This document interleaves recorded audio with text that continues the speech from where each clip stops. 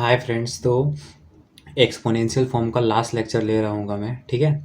तो देखो, इस लेक्चर में हम लोग क्या करेंगे, इसमें हम लोग पहले तो हम लोग एक दो फार्मूला है जो प्रूफ करेंगे, ठीक है, जो कि काफ़ी बेसिक होने वाला है। और उसके बाद एक्सपोनेंशियल फॉर्म का दो न्यूमेरिकल लेंगे, ठीक है। और दो न्यूमेरिकल के साथ इस लेक्चर को हम लोग ख़त्म कर रहे होंगे, ठीक है। तो अब हम लोग बात करते हैं एक्सपोनेंशियल फॉर्म के बारे में, ठीक है। तो एक्सपोनेंशियल फॉर्म हम लोग बेसिक इंट्रोडक्शन जान चुके हैं, ठीक है। लेकिन यहाँ पे मैं कुछ चीज़ों को कंपेयर करना चाहूँगा। तो देखो, जो हमारा पोलर फॉर्म होता है वो क्या होता है, आर आर इंटू ब्रैकेट के अंदर cos theta plus iota sine theta bracket, ठीक है, equal to R cos theta plus iota R sine theta, वो होता है पोलर फॉर्म, ठीक है। और Z equal to R into E की पावर आयोटा थीटा, ये होता है एक्सपोनेंशियल फॉर्म, ठीक है। कॉम्प्लेक्स नंबर को एक्सपोनेंशियल फॉर्म में ऐसे लिख सकते हैं, ठीक है। अब हम क्या करेंगे ना, इन दोनों को कंपेयर करेंगे, ठीक है। तो देखेंगे, कंपेयर करेंगे तो जेड इक्वल टू ये था और जेड इक्वल टू ये था, ठीक है। तो इन दोनों को इक्वल टू कर दिया, जेड इक्वल टू जेड, ठीक है। तो क्या होगा, ये आर से आर कट हो जाएगा और ई के power iota theta cos theta plus I sine theta, जो कि लास्ट लेक्चर में हम लोगों ने इसको प्रूफ किया था एक्सपोनेंशियल वाला फॉर्म लगा के, ठीक है। अब हम लोग दो चीज़ों को कंपेयर करके भी इसको ले आए हैं, ठीक है। तो उसको बताने का यही रीज़न था कि मतलब किस तरह से चीज़ें कनेक्टेड होती हैं, ठीक है। तो देखो, अब क्या है ना कि अब हमारा ई के power iota theta cos theta plus iota sine theta है, ठीक है। तो क्या करते हैं, थीटा की जगह पे माइनस थीटा सब्सिट्यूट करके देखते हैं, ठीक है। तो हम लोग थीटा की जगह पे जब माइनस थीटा सब्सिट्यूट किए ना, तो cos theta equal to theta की जगह पे माइनस थीटा और थीटा की जगह पे माइनस थीटा, ठीक है। तो साइन के अंदर जो माइनस होता है वो बाहर आ जाता है, ठीक है। और कॉस के अंदर जो माइनस होता है वो माइनस का होना ना होना बराबर होता है, तो उसको माइनस हटा दिया, ठीक है। तो cos theta minus iota sine theta लिख दिया, ठीक है। अब देखो, अब हमारा ई के पावर माइनस आयोटा थीटा है, ठीक है, इक्वल टू क्या है हमारा, cos theta minus iota sine theta, ये हमारा दूसरा इक्वेशन, ठीक है।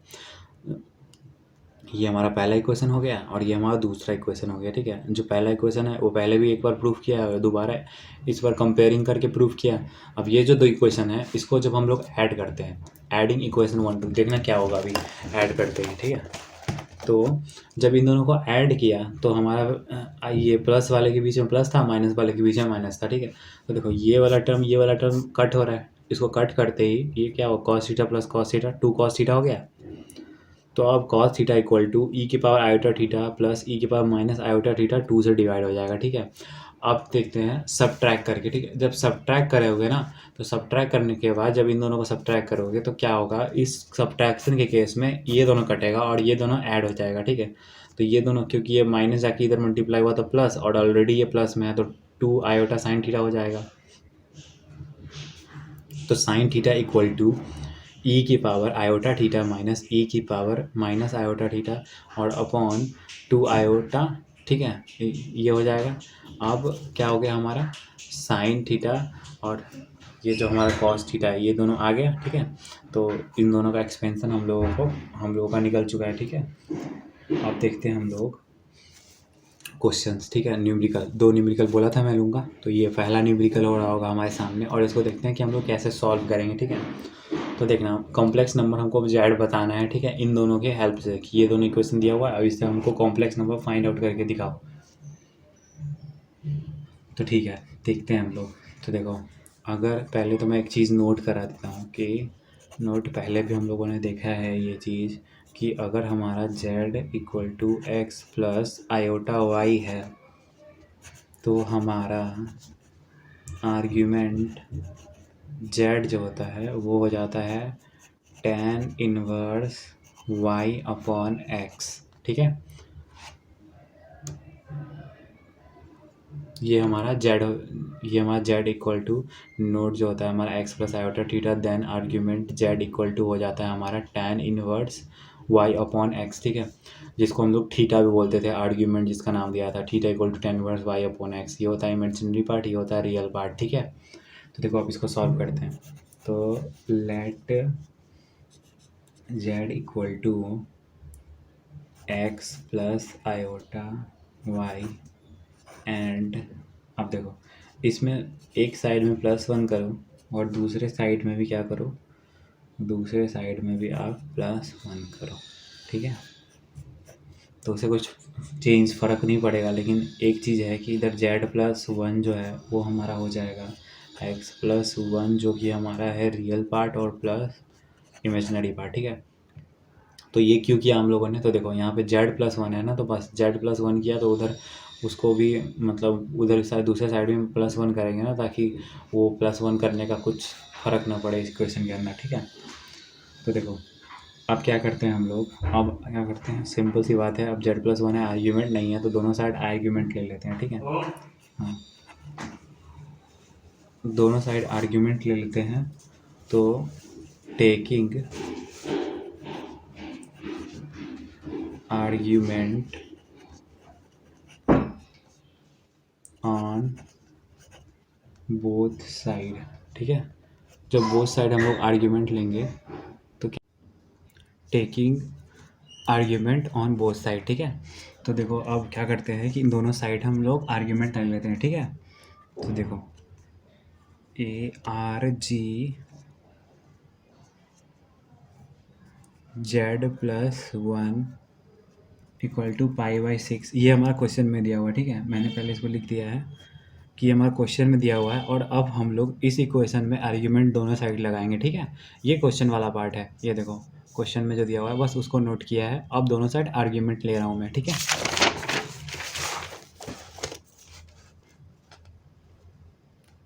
तो hence आर्ग्यूमेंट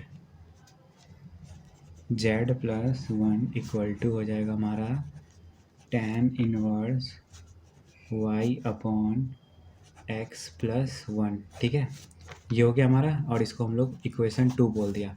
अब हम लोगों ने उसका जब दोनों साइड आर्ग्यूमेंट लिया तो ये कैसे आया, ये tan इनवर्स y/x+1 ये कैसे आया, ठीक है।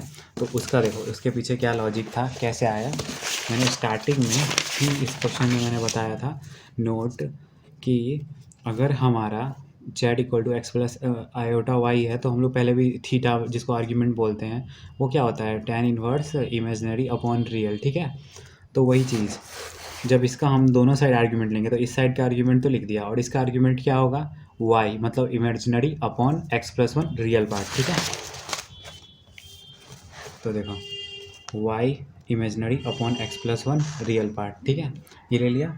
अब इसके बाद देखते हैं हम कि इसके बाद हम क्या करेंगे। तो क्या करते हैं, इससे पहले जो मैंने इक्वेशन लिखा था आर्ग्यूमेंट z+1 क्या दिया हुआ था, π/6 हमको क्वेश्चन में दिया हुआ था। अब आर्ग्यूमेंट z+1 फिर ये दिया हुआ है, तो इन दोनों को इक्वल कर सकते हैं ना। तो देखो हैशटैग कंपेयरिंग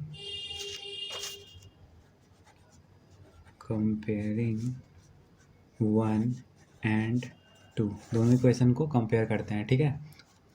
तो हमारा tan inverse y/x+1 equal to है हमारा π/6, और दूसरा जो है इसको हम लोग मतलब कंपेयर करके हम लोग लिख सकते हैं ना, tan inverse y/x+1 equal to π/6 लिख सकते हैं ना हम यहाँ पे। ये देखो सॉरी, तो हमारा आर्ग्यूमेंट z+1 π/6 था और argument z+1 tan inverse y/x+1 था। तो इस हिसाब से देखें तो दोनों इक्वल हो गया, ठीक है। अब देखो क्या करते हैं, अब इस tan इनवर्स को उस तरफ ले जाते हैं, ठीक है। दूसरा जो हम लोग लिखेंगे तो वो π/6 सॉरी tan को जब उधर ले गया tan इनवर्स को, तो क्या हो जाएगा, tan π/6 इक्वल टू हो जाएगा y/x+1, ठीक है। ये हो गया। अब क्या करते हैं ना, अब क्या हो, tan π/6 का वैल्यू क्या होता है, tan π/6 होता है 1/√3, और ये हमारा है ही y/x+1, ठीक है। अब क्या करेंगे आगे, और ये 1/√3 है ही, और ये हमारा y/x+1 है ही। तो अब क्या करो, क्रॉस मल्टीप्लाई करो। तो क्रॉस मल्टीप्लाई करने के बाद क्या हो जाएगा, √3y इक्वल टू हो जाएगा हमारा x+1, ठीक है। अब क्या करते हैं, इसको इक्वेशन में लिखते हैं। तो x minus √3y+1 equal to 0 हो गया हमारा। इसको हम बोल देते हैं इक्वेशन नंबर 3, ठीक है। ये हमारा इक्वेशन नंबर 3 हो गया। अब अगेन जो सेम प्रोसेस किए थे हम लोग स्टार्टिंग में कि z equal to x plus iota y था हमारा, ठीक है। अब दोनों साइड माइनस वन कर देंगे, तो दूसरे साइड भी -1 कर देंगे इस साइड में, तो x प्लस आयोटा वाई -1, दोनों साइड -1 कर दिया, ठीक है।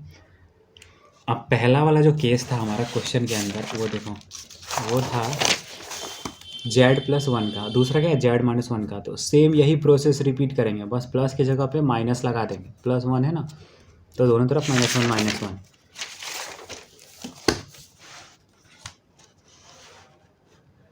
तो हमारा z-1 है इक्वल टू x-1, ठीक है। तो हम लोगों ने पहला स्टेप क्या किया था उसमें, टेकिंग ARG आर्ग्यूमेंट, ठीक है, टेकिंग आर्ग्यूमेंट, तो ARG z-1, ठीक है। अब इसका आर्ग्यूमेंट हमको बताने का जरूरत नहीं है कि क्या होगा, ठीक है।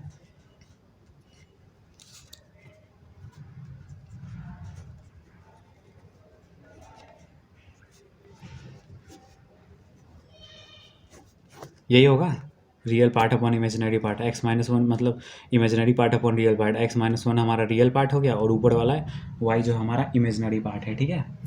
ये हो गया। अब क्या करते हैं हम लोग, अब जो हम वैल्यू को इस तरह से लिख सकते हैं कि हमारे क्वेश्चन के अंदर आर्ग्यूमेंट z-1, जैसे उसका आर्ग्यूमेंट z+1 क्या दिया हुआ था, π/6 दिया हुआ था, वैसे ही z-1 का आर्ग्यूमेंट हमको क्या दिया हुआ है, 2π/3 दिया हुआ है, ठीक है। तो ये दोनों इक्वल हो गया। अब जैसे पिछले वाले इक्वेशन को सॉल्व किए थे वैसे ही कर दो, ठीक है। तो tan inverse y upon x-1 equal to 2π/3, ठीक है।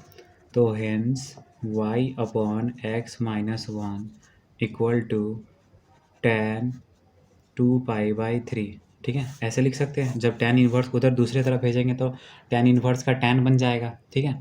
ऐसे लिख दिया।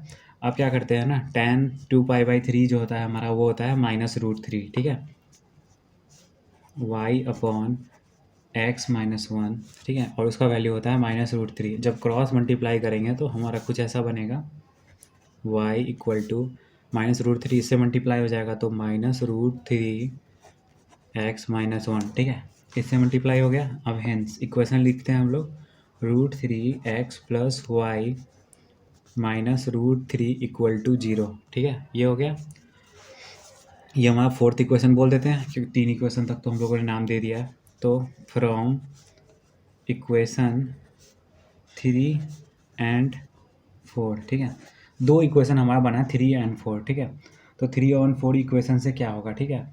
तो पहले क्या करते हैं हम लोग, जो हमारा इक्वेशन 3 है इसको √3 से मल्टीप्लाई करते हैं, क्योंकि अब हम दोनों इक्वेशन को सॉल्व करना है। अब जैसे 2 वेरिएबल हो गया, ठीक है, अब 2 इक्वेशन भी है, एक इक्वेशन 4, इससे पहले जो 3 इक्वेशन आया था, ठीक है। तो इन दोनों को सॉल्व करेंगे तो x और y मिल जाएगा हमको, और यहाँ पे √3 है, ठीक है। तो √3 को हटाने के लिए √3 से मल्टीप्लाई कर देते हैं बस, और कुछ नहीं, दोनों साइड। तो मल्टीप्लाइंग इक्वेशन 4/√3, ठीक है। अब इक्वेशन 4 को जब √3 से मल्टीप्लाई किए तो पहला क्या बन जाएगा, 3x बन जाएगा, पहला वाला जो था √3 से मल्टीप्लाई होते। दूसरे वाले टर्म में √3 आ जाएगा क्योंकि उसमें 1 था, और तीसरे वाले टर्म में ऑलरेडी √3 है तो √3 इंटू √3 3 होता है, तो ये हो गया। अब इसको नाम दे देते हैं फिफ्थ इक्वेशन। अब क्या करते हैं, ये फिफ्थ इक्वेशन और जो थर्ड इक्वेशन था जब उसको सॉल्व करेंगे ना, तो सॉल्विंग दीज इक्वेशन, ठीक है। अब इन इक्वेशन को सॉल्व करेंगे तो देखते हैं क्या आता है हमारा। तो जब इक्वेशन को सॉल्व करेंगे तो पहला इक्वेशन था हमारा x-√3y+1 इक्वल टू 0, और दूसरा जो अभी हम लोगों ने √3 से मल्टीप्लाई किया है, क्यों किया मल्टीप्लाई, आप समझ में आ गया होगा ना कि y में -√3 था, यहाँ पे √3 मल्टीप्लाई करने से +√3 आ रहा था, तो उससे ये y वाला पार्ट कट रहा था, ठीक है। तो ये हो जाएगा 3 + 3x क्या हो जाएगा 4x, ठीक है, और 4x - 2 इक्वल टू 0, तो x का वैल्यू क्या आ जाएगा हमारा 1/2 आ जाएगा, ठीक है।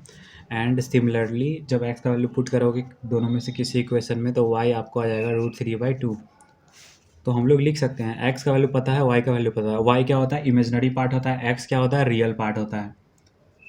तो कॉम्प्लेक्स नंबर लिख दें कि हमारा कॉम्प्लेक्स नंबर है x प्लस आयोटा वाई, और x क्या है हमारा 1/2 प्लस आयोटा, और ये y क्या है हमारा √3/2। ठीक है, तो ये आ गया √3/2। तो हम फाइनली बोल सकते हैं कि ये हमारा आंसर है। ठीक है, अब हम लोग एक और न्यूमेरिकल सॉल्व करेंगे इसके ऊपर। ठीक है, तो हमारा एक और न्यूमेरिकल मैं बता रहा हूँ आपको, देखो क्या है। ये काफ़ी अच्छा न्यूमेरिकल है, इसके बाद सारे कॉन्सेप्ट क्लियर हो जाएंगे। ठीक है, तो ये लास्ट न्यूमेरिकल कर लो, उसके बाद इससे पहले के पूरे टॉपिक एक बार रिवीजन भी हो जाएगा, क्योंकि इसमें ऑलमोस्ट सब कुछ रिवाइज हो जाएगा आपका। ठीक है, तो हमको Z1 दिया हुआ है, मतलब पहला कॉम्प्लेक्स नंबर हमको ये दिया हुआ है 1 + 2 आयोटा, और हमको Z2 दिया हुआ है 2 + 3 आयोटा, और फिर कह रहा है find Z1 plus Z1 sorry, पहला है जो है हमको दिया हुआ है फाइंड Z1 इंटू बार Z1। ठीक है, comma mod of Z1 dot Z2। ठीक है, मॉड कर दिया।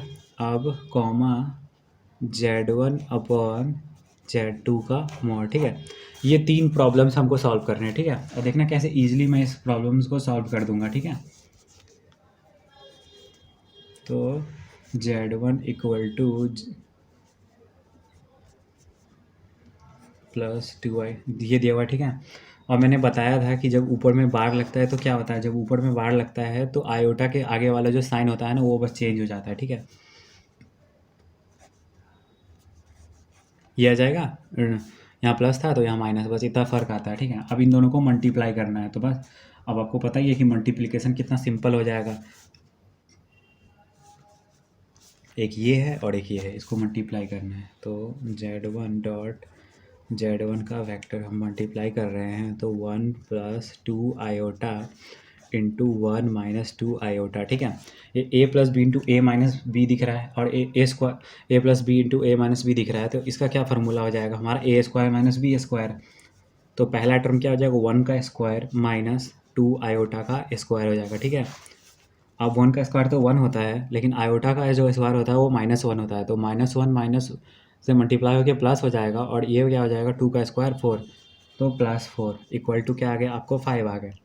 तो इस प्रकार से हम लोग पहला सॉल्व कर चुके हैं। अब दूसरे की बात करते हैं। दूसरा है हमारा Z1 इंटू Z2। ठीक है, equal to 1 + 2 iota into 2 + 3 iota. ठीक है, अब इसको सॉल्व करना है। ठीक है, इसको सॉल्व कर देते हैं, और उसके बाद में देख लेंगे इसका हम लोग मॉड निकाल के। पहले अंदर का तो सॉल्व करें, जैसे हमारा Z1 इंटू Z2 है, इस दोनों को पहले सॉल्व कर लेते हैं, और अंदर जब आ जाएगा जो भी आएगा उसका मॉड निकाल देंगे। ठीक है, तो करते हैं सॉल्व। पहले तो आसान सा मल्टीप्लिकेशन है, और मल्टीप्लिकेशन में स्टार्टिंग के लेक्चर में ही आप लोगों को समझा के दिया था कैसे इसमें मल्टीप्लिकेशन का यूज़ करते हैं। तो 2 + 3 आयोटा। ठीक है, पहले इस टर्म को पूरे टर्म से मल्टीप्लाई किया, फिर 2 आयोटा को इस पूरे टर्म से मल्टीप्लाई किया। अब ये आ जाएगा 2 + 3 iota plus 4 iota plus 6 iota का स्क्वायर इक्वल टू 2 4 और 3 7 प्लस 7 आयोटा, और आयोटा का स्क्वायर क्या होता है माइनस। ठीक है, -1, तो -6 हो जाएगा। ठीक है, आयोटा का स्क्वायर में -1 सब्स्टिट्यूट कर दिया। ठीक है, ये हो गया।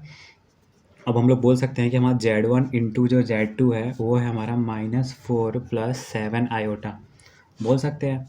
तो अब क्या करते हैं, taking modulus on both side. ठीक है, अब जब क्वेश्चन में मॉड्यूलस मांगा है तो दोनों साइड मॉड्यूलस ले लेते हैं, क्योंकि क्वेश्चन ही हमको वही सॉल्व करना है। तो इस साइड का मॉड्यूलस लिया, और दूसरे साइड का जब मॉड्यूलस लेंगे तो मॉड्यूलस वही होता है ना, ये दोनों टर्म का स्क्वायर करके उसका रूट कर दो ऐड करके, तो मॉड्यूलस रूट अंडर जो पहला टर्म है उसका स्क्वायर हो जाएगा +7 का स्क्वायर, मॉड्यूलस इसी को बोलते हैं। तो ये करेंगे तो इसका 16 और इसका 49, तो 16 + 49 होता है हमारा 65। तो हमारा दूसरा जो आंसर होगा दूसरे का Z1 इंटू Z2 का मॉड जो हो जाएगा वो होगा हमारा √65। ठीक है। √65 ये हमारा दूसरे का आंसर हो गया, ठीक है। अब हम लोग बात कर रहे हैं हमारा थर्ड टर्म, डिवीज़न वाला। अब डिवीज़न से याद आ रहा होगा कि हम लोग डिवीज़न वाला टर्म में जब कॉम्प्लेक्स डिवीज़न जो भी सॉल्व करें उसमें हम लोग रैशनलाइज ज़रूर करें। तो डिवीज़न दिख गया, मतलब डिनोमिनेटर में कुछ आयोटा वाला टर्म तो आएगा ही सही, क्योंकि कॉम्प्लेक्स चैप्टर ही है तो उसमें अब रैशनलाइजेशन वाला पार्ट तो करेंगे ही सही। ये हमारा इक्वेशन है, ठीक है। अब क्या करते हैं, पहला काम डिवीज़न में अप्लाइंग रेशन, मैंने पहले बताया नीचे दिख जाए तो पहला क्वेश्चन का आंसर ही लिखना आप रैशनलाइजेशन। देखो बेसिक रैशनलाइजेशन करोगे तो 1-2 नंबर कहीं ना कहीं से मिल ही जाएगा। तो अप्लाइंग रैशनलाइजेशन आप क्या करते हैं, Z1/Z2 का वैल्यू हमको लिखना है, तो हम लोग लिख सकते हैं 1 + 2 आयोटा अपॉन 2 + 3 आयोटा, ठीक है। अब इधर जो प्लस होता है वही माइनस, सेम टर्म माइनस में ऊपर नीचे मल्टीप्लाई हो जाता है। रैशनलाइजेशन का रूल तो बता ही चुका हूँ मैं स्टार्टिंग से ही। तो 2 - 3 आयोटा से मल्टीप्लाई जाएगा अपॉन में भी, ठीक है।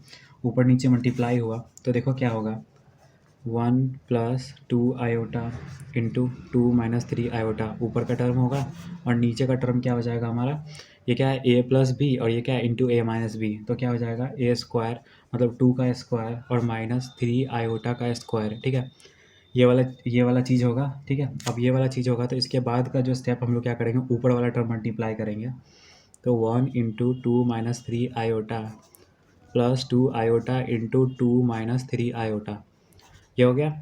अब नीचे क्या है, 2 का स्क्वायर 4 और माइनस आयोटा का स्क्वायर कितना होता है हमारा, -1 होता है। तो -1 का इधर प्लस हो जाएगा और 3 का स्क्वायर 9, ठीक है। तो नीचे क्या आ जाएगा 4 + 9। अब इसको जब ऊपर को मल्टीप्लाई करके आप सॉल्व करोगे तो देखो पहले ऊपर का मैं मल्टीप्लाई करता हूँ 1 से, तो पहला हो जाएगा 2 - 3 आयोटा प्लस 2 × 2 = 4 आयोटा, ठीक है। और ये -6 आयोटा स्क्वायर अपॉन 13, ठीक है। तो इसको जब आप सॉल्व करोगे तो ये क्या हो जाएगा 1 माइनस आयोटा, और ये आयोटा का स्क्वायर -1 तो +6, तो ये हमारा आएगा 2, और ये आयोटा आ जाएगा 1 प्लस, क्योंकि ये 4 में से 3 आयोटा गया तो 1 आयोटा बच गया। अब ये +6 हो गया और अपॉन में 13 ऑलरेडी था, तो हम लोग इसको लिख सकते हैं 8 प्लस आयोटा अपॉन 13 लिख सकते हैं, ठीक है। ये हो गया हमारा। अब क्या करते हैं, taking modulus on both side, जो हम लोगों ने किया था। तो टेकिंग मॉड्यूलस, हम क्योंकि ऑब्वियसली हम लोगों को मॉड्यूलस चाहिए, क्वेश्चन में मैंने बताया था आपको। तो मॉड्यूलस के लिए क्या करेंगे, दोनों साइड मॉड्यूलस लेंगे ऑन बोथ साइड।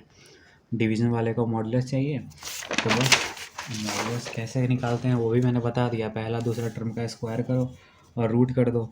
तो Z1/Z2 का फाइनली हम लोग मॉड फाइंड आउट करेंगे, तो वो हो जाएगा हमारा पहला वाला टर्म जो था 8/13 का होल स्क्वायर, और प्लस दूसरा जो टर्म था हमारा 1/13 का होल स्क्वायर। जब इन दोनों का स्क्वायर करके हम लोग ऐड करेंगे तो हमारे पास कुछ ऐसा आ रहा होगा 64 + 1/169, 13 का स्क्वायर, ठीक है। अब ऊपर में क्या आ जाएगा, √65 और 169 का रूट होता है 13, ठीक है। तो फाइनली तीसरे का भी आंसर हमारा आ रहा होगा, जो कि हमारा Z1/Z2 है। तो ये आ गया हमारा √16/13, ठीक है। तो इस लेक्चर के लिए इतना ही। अगले लेक्चर में हम लोग बात कर रहे होंगे डी मूवियर्स थ्योरम के ऊपर, ठीक है।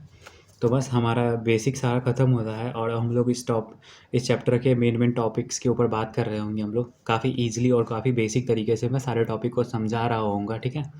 तो आप बने रहें हमारे लेक्चर्स के साथ, ठीक है। धन्यवाद।